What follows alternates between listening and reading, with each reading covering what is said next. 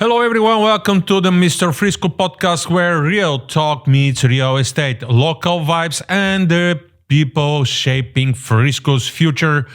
Today on my podcast, we will cover the latest market states, break down trends and explore what it all means for you. Today for my buyers and sellers tips, we will talk money, specifically financing expenses when buying a home. And my guest today, Michael Brett, relationship architect, breakup divorce specialist, and creator of the Men's Relationship Blueprint. Meet MisterFrisco, a realtor selling residential real estate in Frisco and far North Dallas. As a former professional athlete, track and field, and strength and conditioning coach, MisterFrisco immigrated to the USA 20 years ago with $50 in his pocket, a suitcase, and zero English to pursue the American dream and build a successful real estate business.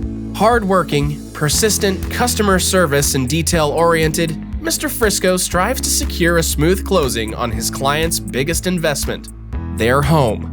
He puts his experience and knowledge to serve his clients the best way possible. Building his business by referral allows him to maintain relationships with his clients and serve them even after the transaction is closed. This is Frisco Realty News with MisterFrisco.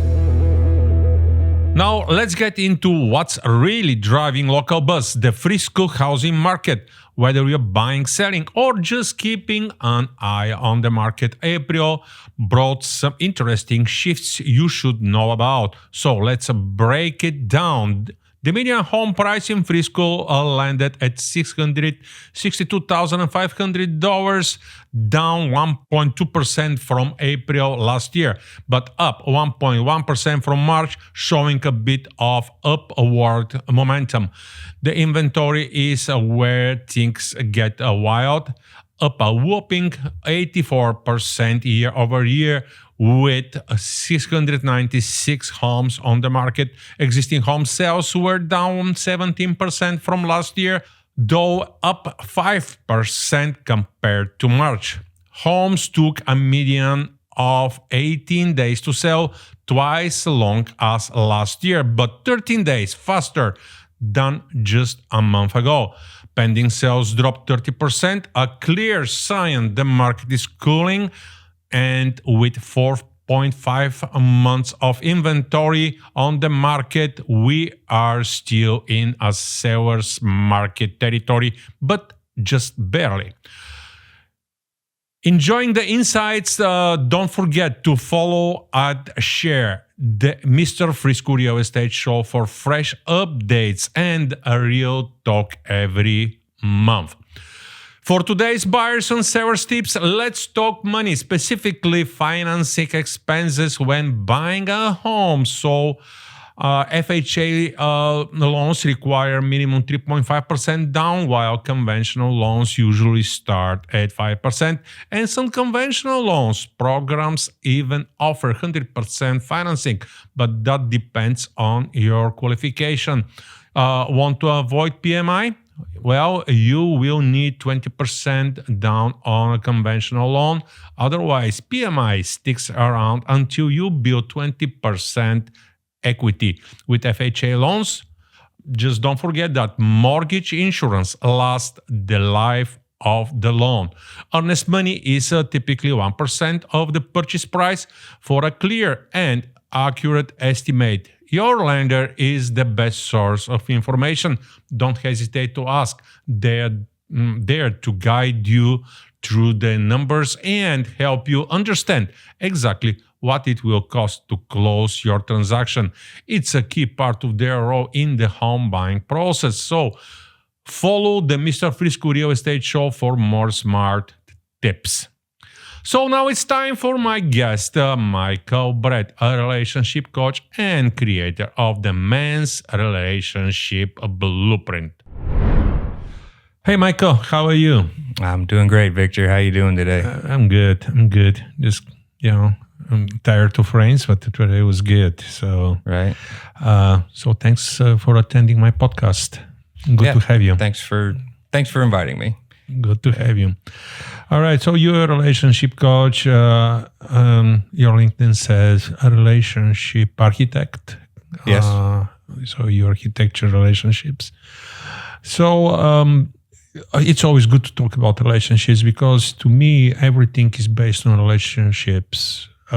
Business, when people say relationship, most of them, they understand romantic relationship, but Right. Relationships are relationships. It could be business, it could be romantic, or any friendship. All right, Right. that's a relationship too. And you are focused on what kind of relationships? Romantic relationships is where it starts, but by the time my guys have finished their transformation, they see the value in all of their relationships. Yeah. And you know what you touched on, you're very good at it with, our relationship is more business focused, but I felt that immediately whenever we met, where you understand that everything is relationship, business is relationships. But yeah, my specialty is romantic relationships. Romantic relationships. So when we met, you told me that originally you are IT guy. Correct. Okay. 20 years in IT. And what prompted you to just switch career and focus on relationships? It was an accident. Yeah, I felt pushed really to do it. I never intended to do this. And it's a pretty long story. If you want to hear the entire story, or in a brief way, yes. So I was dealing with my own relationship struggles. How about that? We'll start there. And it was something that I was not kicking. I couldn't get out of it.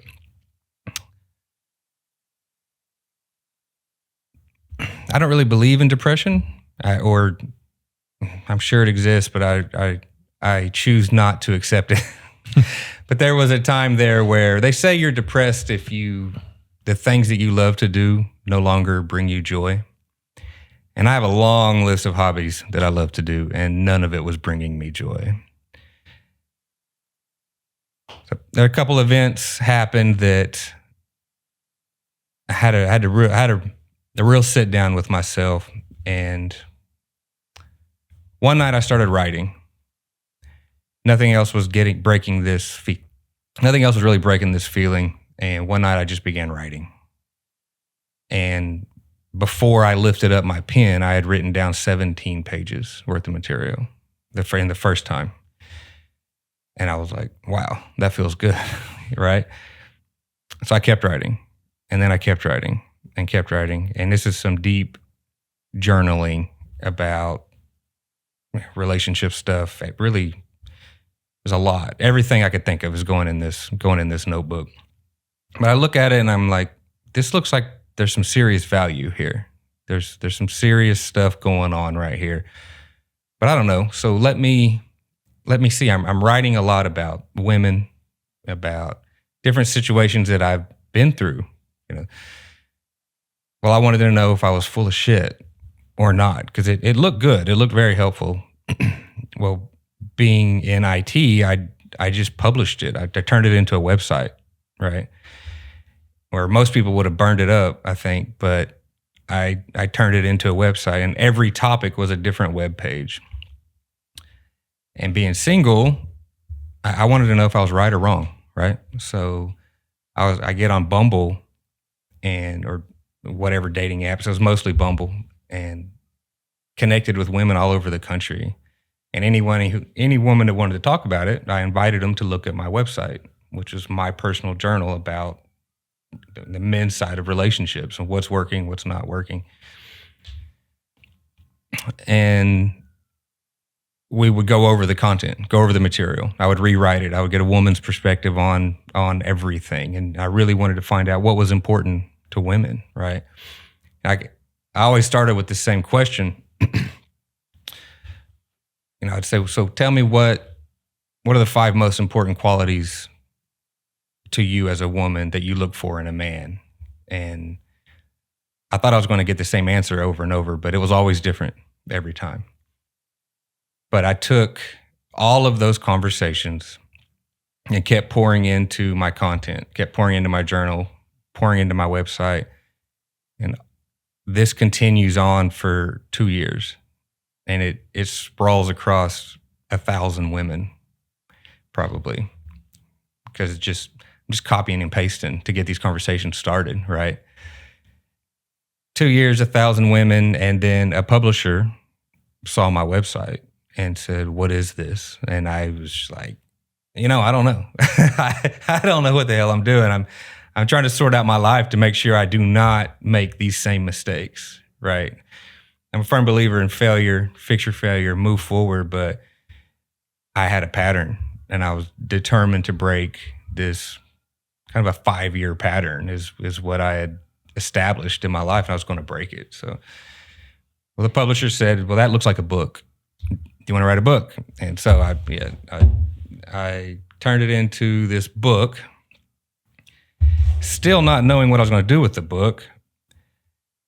Well, I had my best friend had been married for 5 years, and he was really struggling with exactly what I was writing about, right? And I was dying to talk to him about it, but I was afraid because I'm an IT guy. Who am I to do this, right? I don't know what this even is, but I had all of these women telling me, this is perfect. This is what we need. When we say we want a man, this is what we're talking about. More women have read this book by far than men, even though I wrote it for men. They just love it. More women read the book. Yes. Oh yeah. I get more responses from women. Really? Yeah. Men, this speaks to the problem. Men don't think there is a problem. Women read the book, email me, call me, go on and on about it. And they love the material in here. They say it's exactly what they're looking for. Men just they blow it off. Okay. Anyway, my friend who I was afraid to present my material to ends up taking his life from the stress of the material, exactly the stuff that I was working on. And I never got an opportunity to present it to him. So at that moment, I thought, I don't know who I am or what I'm doing, but if I can stop one suicide, it's worth trying. So I immediately just took it out to the web, and it took about 4 weeks to stop the first suicide. Wow. Yeah. So that's a personal experience that you turned into a mission to help people to take their life because of a relationship. Right. This is your driver. Yes. All right.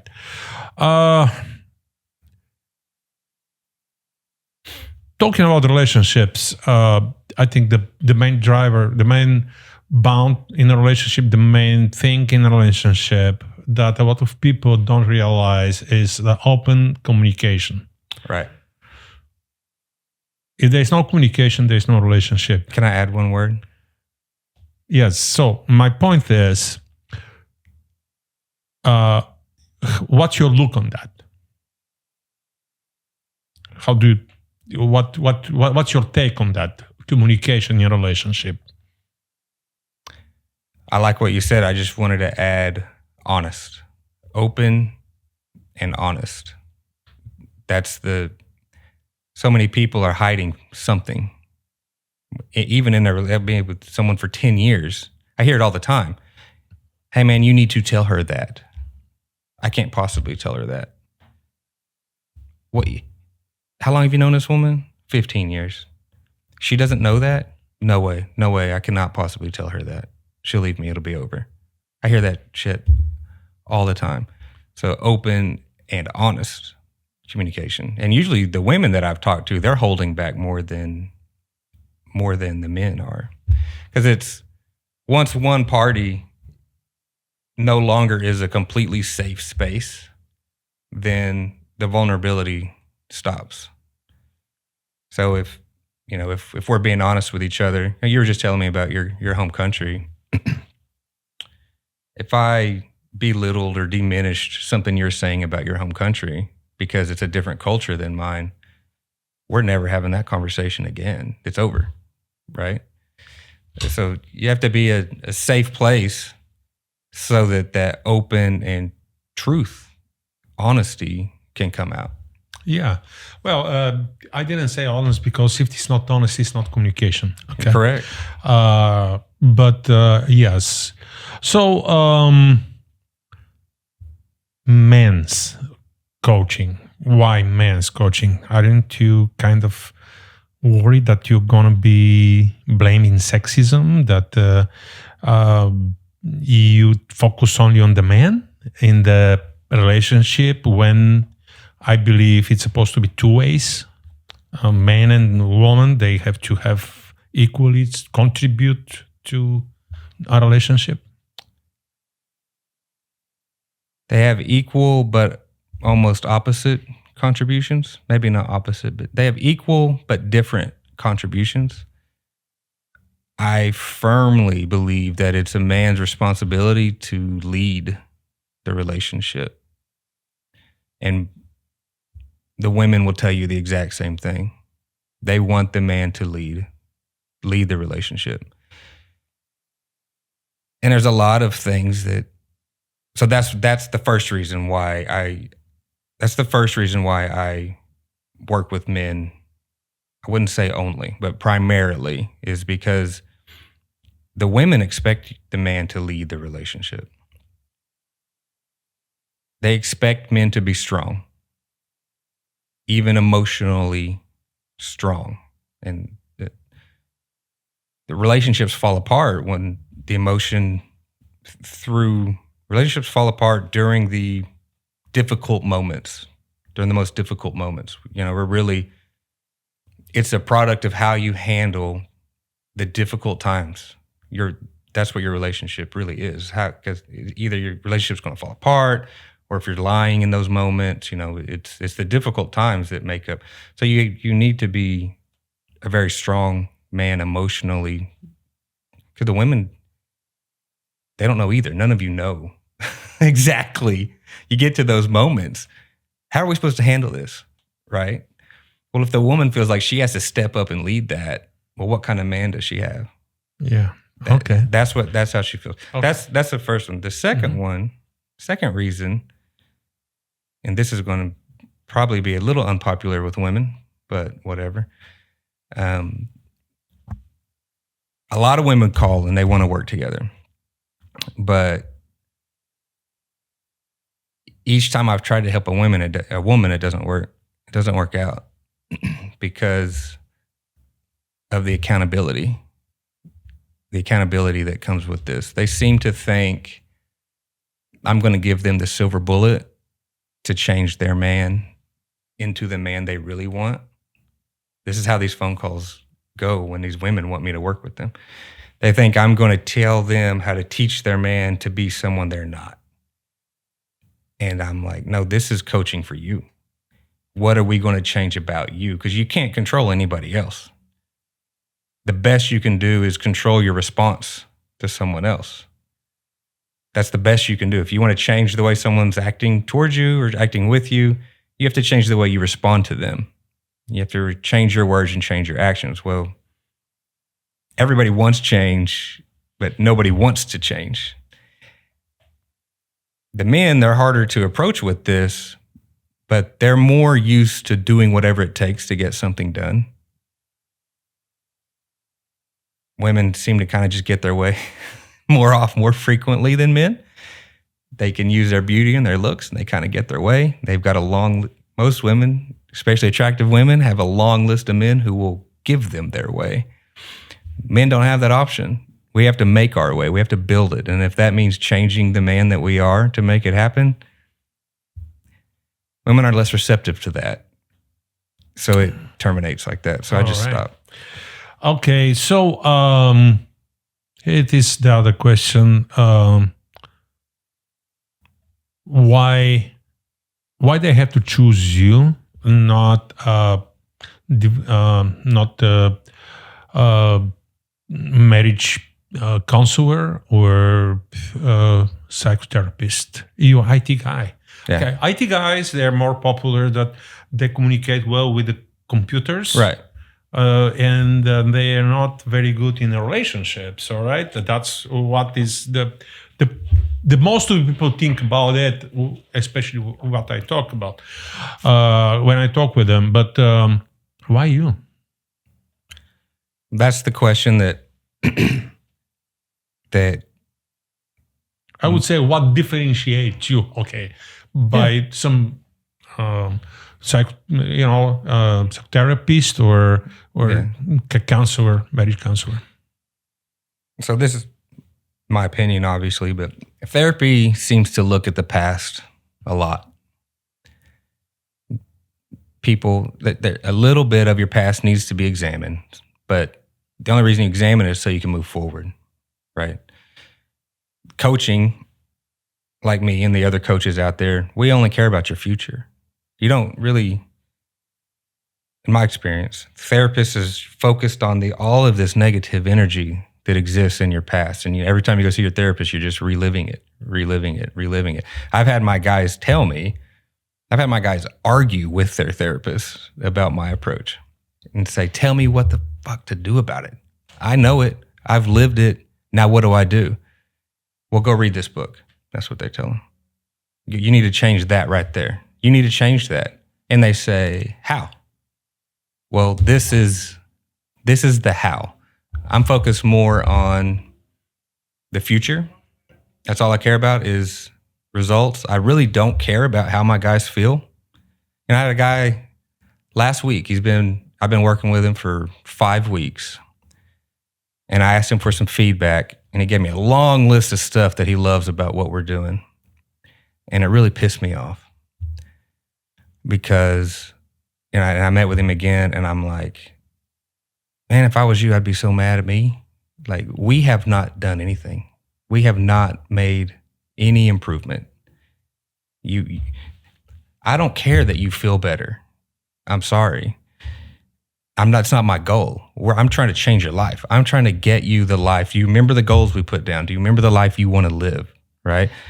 So he's been having fun living a dream, but the actions I've been trying to get him to take have been scaring the hell out of him. He's just reliving this dream over and over. But, and I've told him in that meeting, he's telling me he's loving what we're doing. And I'm telling him, you're going to have to re-up or I'm going to remove you as a client because you're not taking the steps. You can dream all you want, but it takes the action to make the changes in your life. So it was an interesting conversation, but the very next week, I made him re-up, finish paying me right there. That monetary commitment to himself and that accountability to me, he went back and took all of the action that he had been hiding from, avoiding, circling, making excuses, and then just immediately everything started changing. All right, Michael. So you wrote the book Screw Her Mind. Yes. And with this, we are going to show it to the audience. And with this, we're going to wrap up our conversation. Okay. But very short on the end. If somebody wants to reach out to you, how can they do that? The best is just an email to michael@michaelbrettcoaching.com. Or just go to the website, michaelbrettcoaching.com, and just an email. And you know what I like to tell guys, I know it's a sensitive topic. It's hard to talk to a stranger, right? But most men have somebody that they talk to about women. It's their uncle or their friend or something, and they've been talking to the same guy for 10 or 20 years, and they've been getting the same results for 10 or 20 years. Because most guys, their advice is get a new woman or let's go get drunk, or they just listen. So all I ask is if you're a man listening to this, the next time you have a question, simple question that's regarding your romantic relationships, just send it to me. Send it to me. Try someone else. Try someone else for a change and see what the results are. Michael is the guy. Well, thank you very much, Michael, for attending my show. And I will see you around. We are both networkers, so. Yeah, absolutely. Let's keep the relationship alive. Yeah, I'm looking forward to your next event. You have great events, actually, Thank you. by the way. Have some of the most, I think, rich people. Not money rich, like just personality, people with long, rich, full life stories and history attend your events. They're interesting people. All right. Well, thank you very much. Yeah, thank you.